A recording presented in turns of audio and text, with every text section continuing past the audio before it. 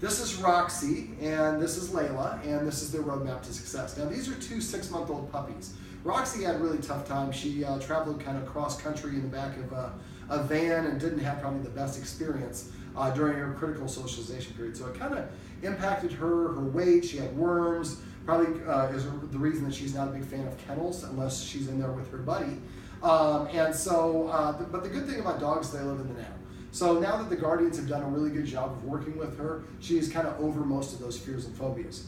However, the guardians have not incorporated a lot of rules, boundaries, limits, or structure, essentially. And as a result, I think both of these dogs think that they are peers with their humans. And so if the dog considers you a peer, then listening to you is optional. Now, that's important for any dog, but it's more important for puppies. Puppies are just like little kids. Little kids, you're like, it's time for your nap. They're like, I don't need a nap. And 5 minutes later, they're drooling and falling asleep. Puppies need the same sort of thing. They don't know what they need. So a couple of things we went over, we went over some rules. One of the rules I usually suggest is no furniture for 30 days. I always love watching, this is like the Chris Farley scene filming, this is fat guy in a little coat right there. Big dog getting in a little dog's bed. Okay, so one of the rules I suggested would be no furniture, because for dogs, the higher they sit, the more rank or status they have. If we let dogs sit at the same height as us, then that's one of our ways of telling them they are our peer or our equal. So what I would suggest is at least 30 days, or if not longer, the dogs are not allowed in the furniture. At the end of that period of time, then the dog should be allowed on the furniture with an invitation and only for good behavior.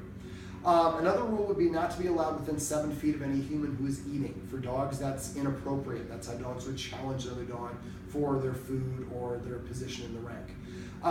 I'd also like to see the guardians putting the food down and making the dogs wait to eat the food with permission. Now, the way I do this is when the dog takes, once I give that dog permission, if I give Layla permission to eat, when she takes her first bite, I would say feast, if that's her word. I do that for a month or 2 months. After a while, I say feast. It means something to her. It does not mean anything to Roxie, because Roxie's word is going to be maybe chow or supper or whatever it is. So when the dog takes the first bite, that's when we say the word one time. I'd like the guardians to get in the habit of not saying the command word over and over. There are multiple times during the session when they would say sit, sit, sit. The more you say something to a dog, the less the dog thinks you mean it.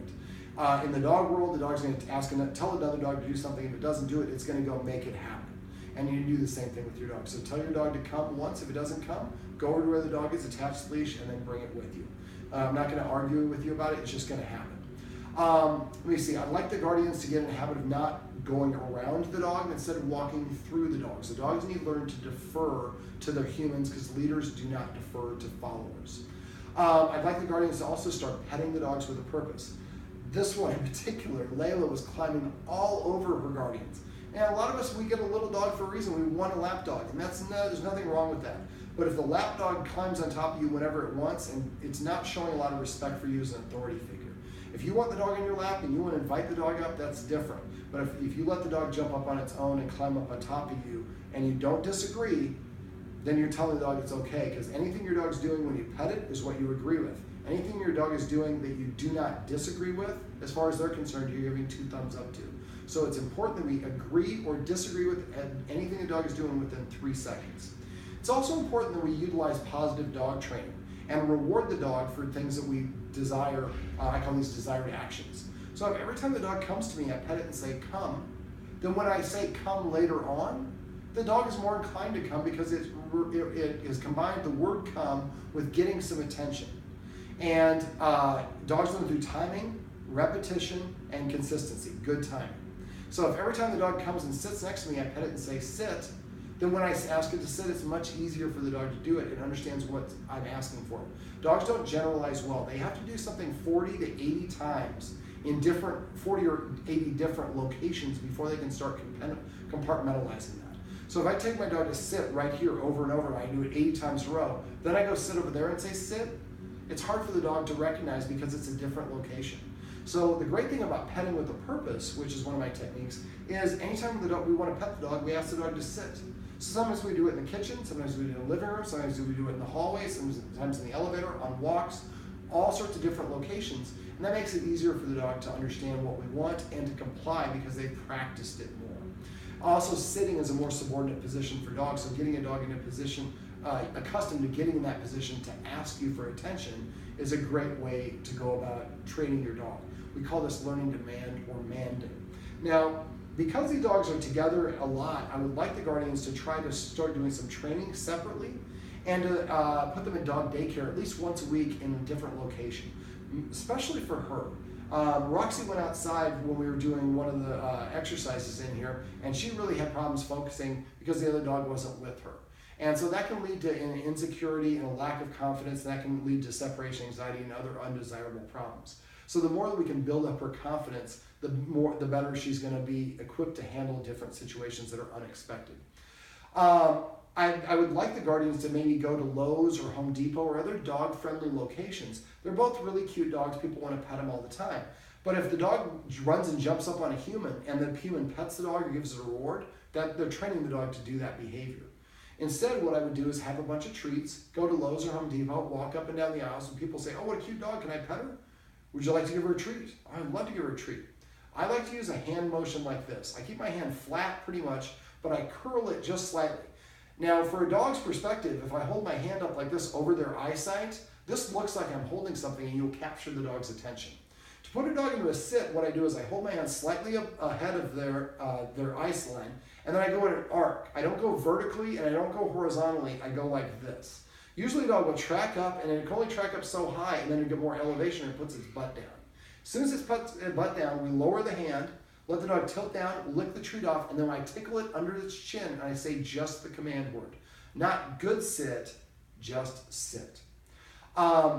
So if you go out and about with a whole bunch of treats and go to the promenade or Venice Boulevard, Boardwalk, or Lowe's or Home Depot, wherever you go with a ton of treats, you can get a lot of practice in a short period of time. And the more your dog practices this, after a while it's going to learn, if I just go and sit in front of someone, they're going to give me a treat. And that's a really great way for your dog to interact with other people. It's also important to remember, however the dog treats you and interacts with you is how it thinks it could interact with everybody. Roxie's guardian here liked to play with Roxie and let her nibble on his hand. Bite inhibition is a really important thing to teach your dog. And so what I recommend is that we do not practice that anymore, and anytime her teeth touch us, even if it's accidental, we yelp and retract our hand. If she does it a second time, I would immediately apply what we call a negative punishment. And a negative punishment refers to taking away something that the dog finds beneficial. In this case, the human.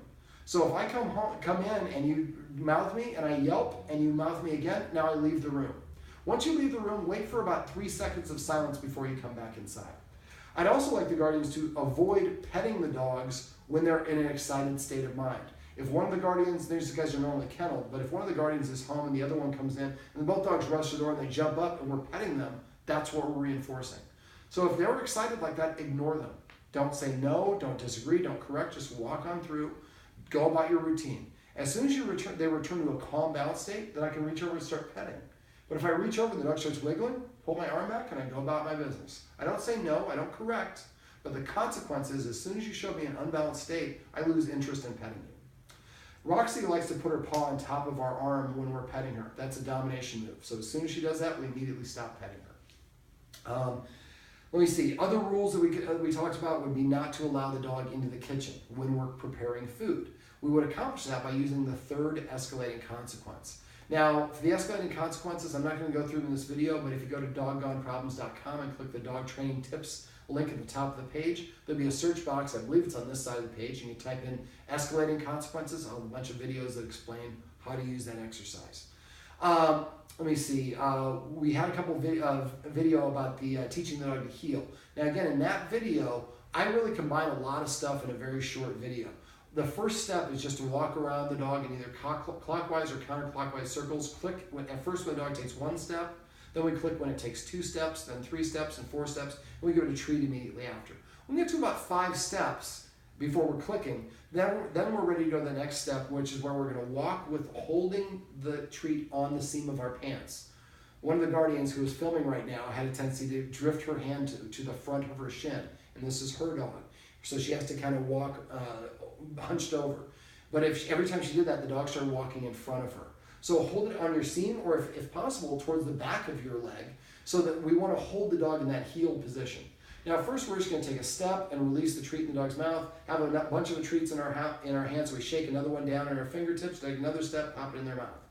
We want to keep on doing this until the dog is kind of staying in position. Then we go to 1 step and then we treat. So now 2 steps, then 3 steps, then 4 steps. When we get to the point where 5 steps, or excuse me, 10 steps, then what I would do is go back to 1, take 1 step, and when you're taking the 2nd step, raise it, and immediately go back and pop it in the dog's mouth. At this point, I say the word heel. And we're going to keep on doing that just at 1 step. And we're going to do it, again, in the living room without a leash, without distractions. And we want to keep on practicing in the home till we can get up to the point where we can have about 10 steps where we're holding the treat up here before we're delivering it, excuse me. Then we want to practice, we're an apartment complex and it has all these great corridors. They would be great for teaching your dog to heel.